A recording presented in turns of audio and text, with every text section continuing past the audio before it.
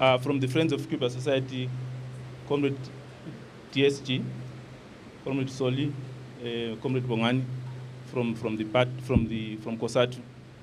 Would first of all like to thank BDS for organizing this event. As she has said, there's so many events that are taking place around the country. And part of the events happened today when the ANC in Gauteng has organized a memorial service at the City Hall. So most of us are coming from that activity. We know our president of the country is in Havana, representing the country and the ANC in the tribute to Fidel Castro. I cannot talk today about the work that Comrade Fidel Castro has done for us. But particularly what I want to talk to you about is part of the work that he did with us, which is not part of the liberation struggles that most of us talk about. But I would like to talk about on the humanity part that Fidel Castro has contributed to many peoples in Africa. I stand here as a product of solidarity of Cuba to Africa. I am a trained engineer who studied in Cuba in the early 90s. What Fidel Castro has taught us is that for a country to have solidarity with other countries, with other struggles in the world, you don't need wealth, but you only need your spirit and your commitment to revolution. When we arrived in Cuba in 1991, at the same time, I think that we arrived in July, that's the same month that that Comrade Nelson Mandela visited Cuba. It was just after the collapse of the Eastern Bloc, socialist countries, and the collapse of the Soviet Union. There were many of us that studied that way in the island at the time. When we arrived, there were more than 20,000 foreign students that were studying in the island of youth. But what Cubans said to us was what made some of us today continue to give solidarity, to stand for the Cubans, for the Cuban solidarity, and for the Cuban people, is that Cuba, I think you have seen some of the aspect from the movie, that Cuba does not have natural resources like many other countries. The only resource that they have is human capital.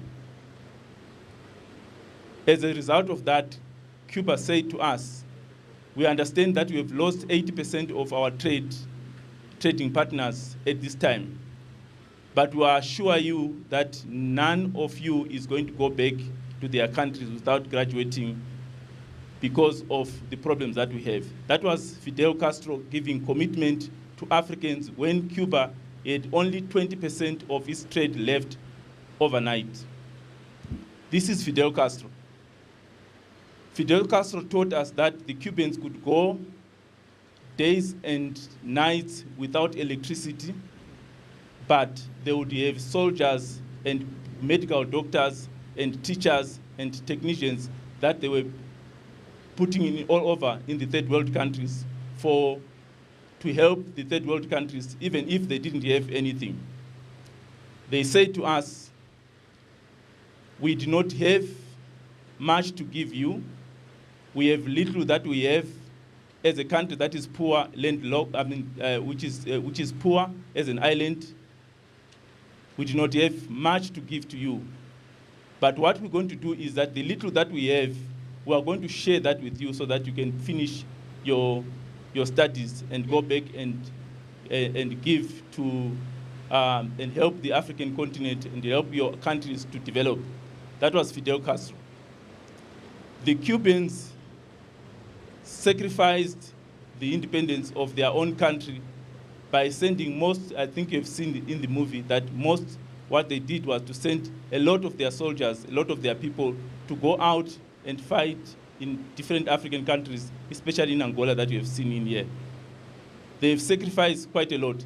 So as Friends of Cuba Society, we appreciate the love that the South Africans have given to Fidel Castro. We have seen the tribute that is pouring all over the world. The passing away of Fidel Castro comes just 3 months that we have celebrated his 90th birthday here in South Africa. It also comes just a year after we all received the Cuban Five that were imprisoned in the United States for fighting for the independence of South Africa, of Cuba. And as South Africans, we have been in the struggle, we have been with Cubans and going to the embassy of United States each and every month to go and ask for them to release the Cuban Five and also to stop the blockade. We appreciate your coming here to give this tribute to our Commandante Fidel Castro. We ask that we don't stop here because Fidel Castro is no more. The Cubans are still suffering the same blockade that they've been suffering for the past 50 years. The Cubans cannot do any transactions of any international transactions with money with any banks because the United States is blocking them. The Cubans cannot buy any medicine from any country because the United States does not allow them. So the United States, what it's doing to the Cuban people is actually worse than a genocide because they are preventing Cuba to supply, to give medicine, to give education, to give health to the Cubans because they do not agree with the system that the Cubans have done. But what we should also learn from the Cuban Revolution is the unity of the Cuban people. They have survived this onslaught from the United States for more than 50 years. It's a lesson to us South Africans. What can we learn from the Cuban Revolution? What can we learn from Fidel Castro? What does it mean? How should we keep ourselves focused to fight the enemy that is facing us?